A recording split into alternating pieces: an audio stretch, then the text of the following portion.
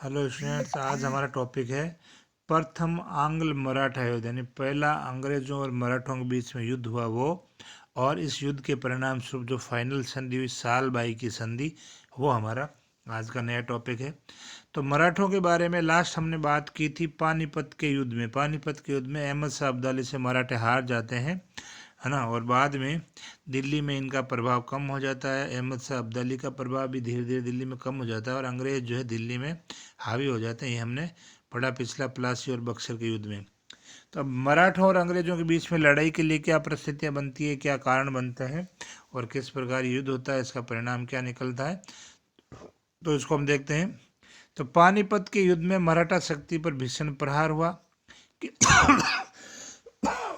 किंतु मराठों की शक्ति पूरी तरह नष्ट नहीं हुई थी। पेशवा जो बना नया बाजीराव द्वितीय के बाद, बालाजी बाजीराव द्वितीय के बाद नया पेशवा बना, पेशवा माधवराव प्रथम, इसने मराठों को पुनरुत्साह एवं अनुशासित स्थापित किया। मतलब इनको मराठों को पुनः जोश से भर दिया, अनुशासित कर दिया, वापस ताकतवर बना दिया। उसने पानीपत की प्राच्य कालिमा को मिटा दिया, यानी पानीपत का जो कलंक मराठों के ऊपर लगा था उसको धो दिया, यानी मराठों को वापस पावरफुल बना दिया। पेशवा माधवराव के नेतृत्व में मराठा पुनः उतने ही शक्तिशाली बन गए जितने पानीपत युद्ध के पहले वो ताकतवर थे।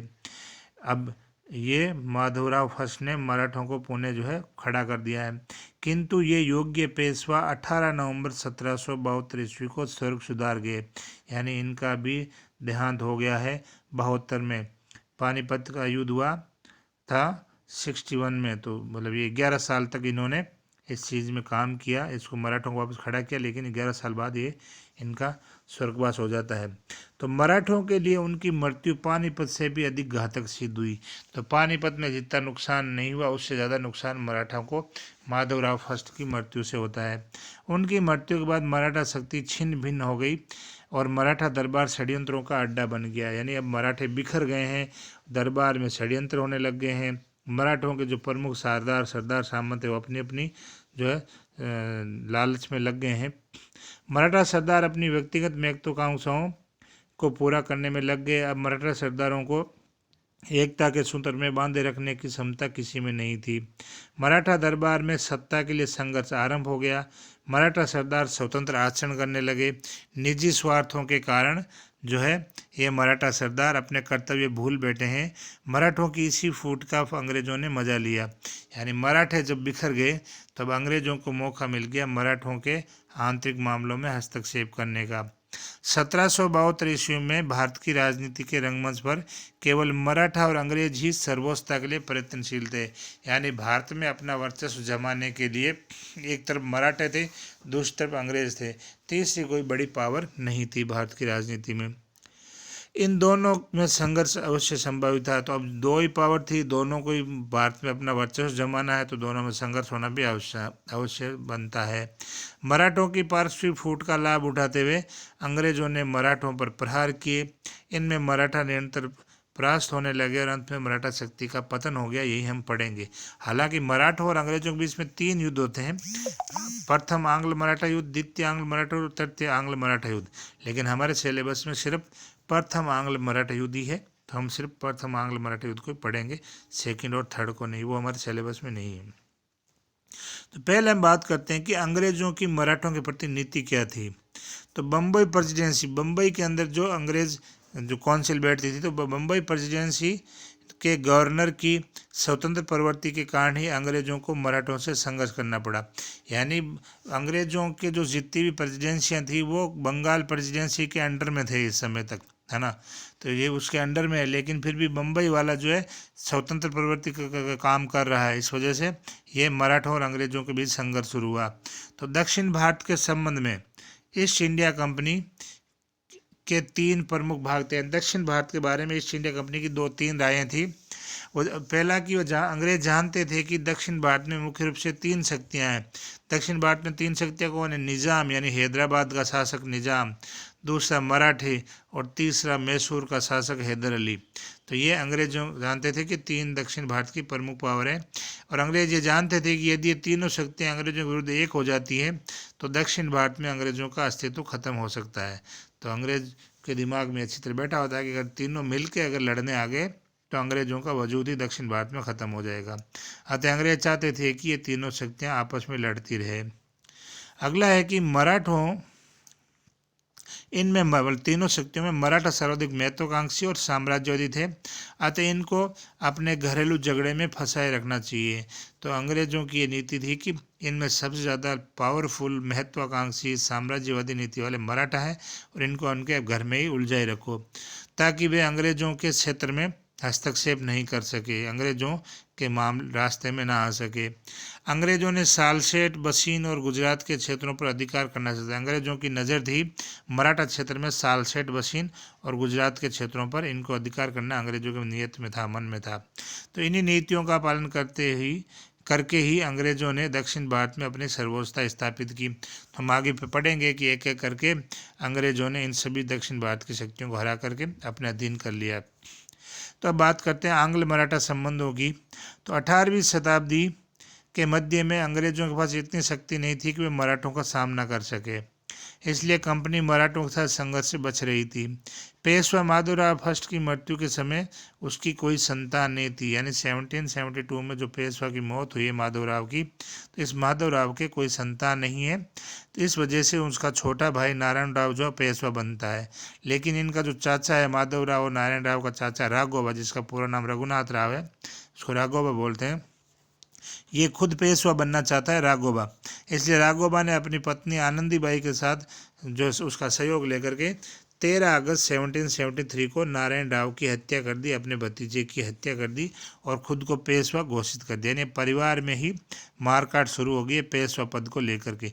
चाचा ने भतीजे को मार दिया और खुद पेशवा बन गया। किंतु नाना फडणवीस, जिसका वास्तविक नाम बालाजी जनार्दन है, के नेतृत्व में मराठों की 12 भाई संसद, ये 12 सदस्यों का एक ग्रुप है, संसद है, एक जो है दरबार का एक भाग है 12 भाई संसद, जो इस पेशवा पद की सुरक्षा के लिए है।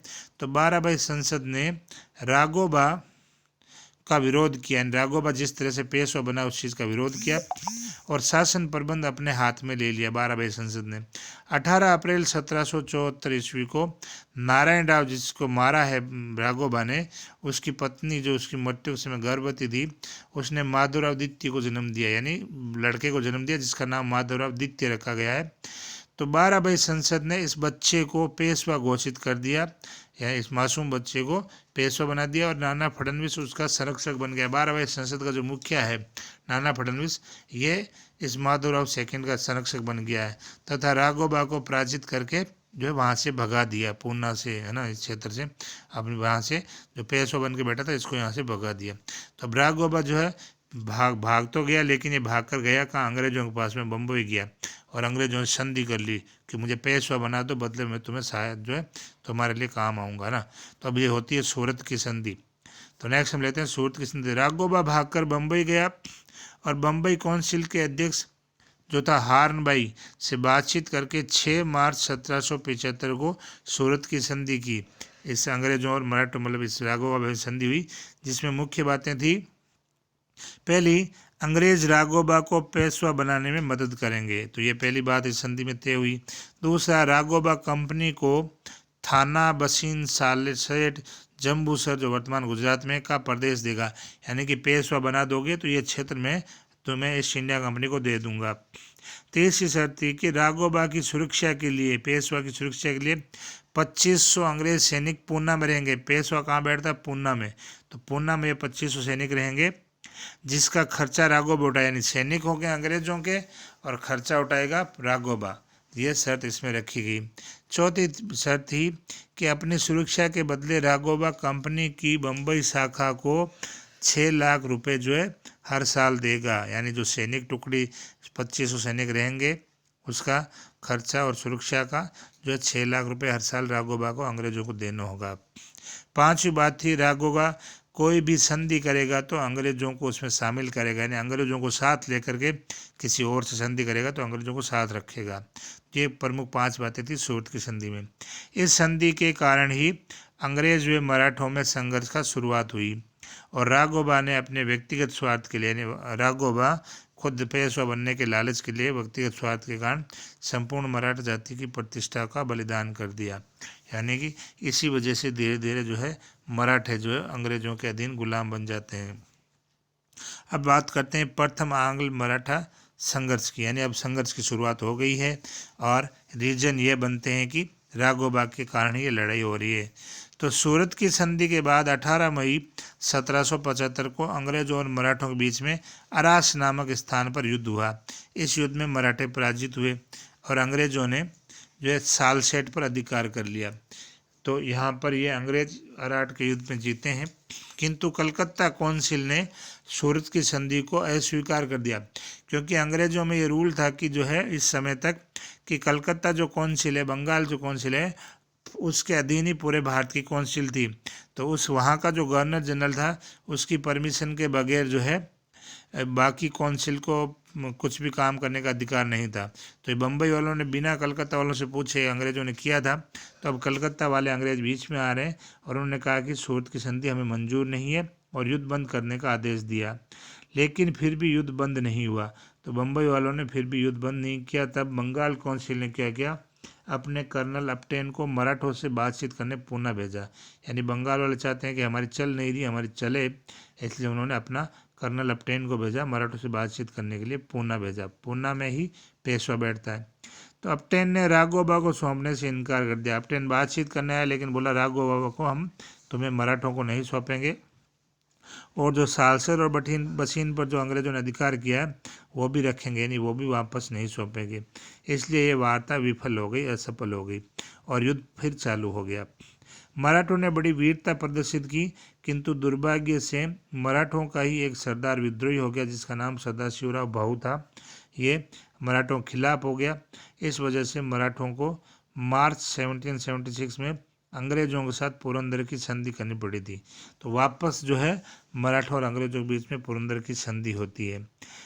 ये संधि कोई ज़्यादा महत्व नहीं रखती, इसके कोई ज़्यादा परिणाम नहीं निकले, किंतु बम्बई सरकार और वॉरेन हेस्टिंग्स इस संधि को स्वीकार करने के लिए तैयार नहीं थे।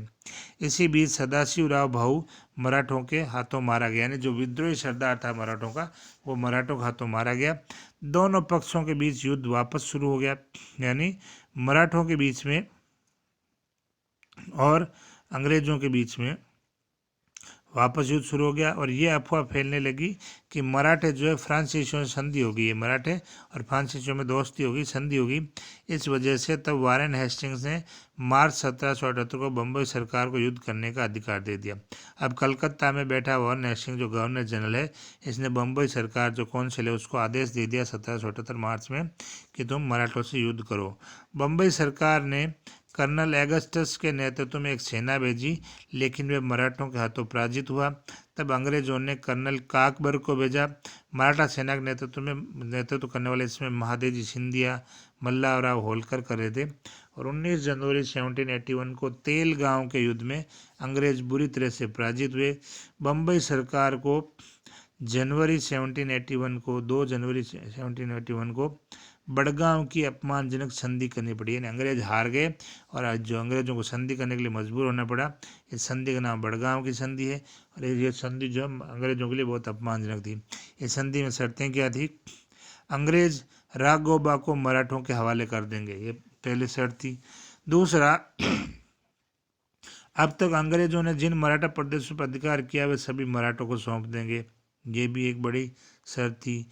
तीसरा, जब तक अंग्रेज इन शर्तों को, यानी ऊपर वाली 2 शर्तों को पूरा नहीं करेंगे तब तक 2 अंग्रेज अधिकारी जो है बतौर बंधक के रूप में मराठों के पास में रहेंगे। ये मुख्य इनकी 3 शर्तें थी। तो बड़गांव का समझौता अंग्रेजों के लिए घोर अपमानजनक था, अतः हेस्टिंग्स ने इस समझौते को स्वीकार नहीं किया।